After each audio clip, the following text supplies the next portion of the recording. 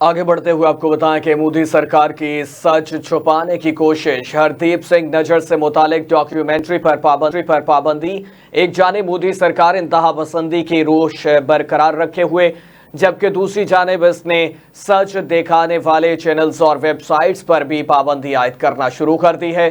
भारत ने कनाडा में हरदीप सिंह नजर के कत्ल से मुतालिक ऑस्ट्रेलिया ब्रॉडकास्टिंग कंपनी की डॉक्यूमेंट्री तक रसाई को रोक दिया।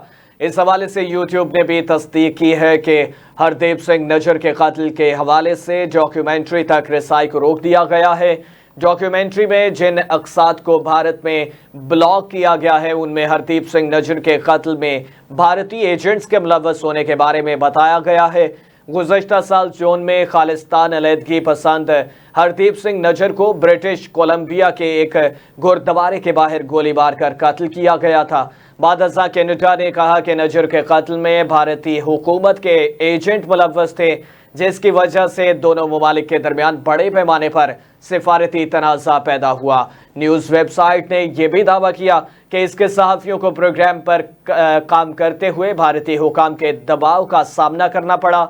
ऑस्ट्रेलियन ब्रॉडकास्टिंग कॉरपोरेशन के मुताबिक इनसे भारतीय इंटेलिजेंस हुकाम ने रिपोर्टिंग की नौइयत के बारे में पूछगीछ की और इन्हें पंजाब में एक अवामी तकरीब की फिल्म बंदी करने से रोक दिया गया। ये पहला वाक़या नहीं है कि भारत ने नजर के कत्ल से मुतालिक खबरों पर पाबंदी आयद की है।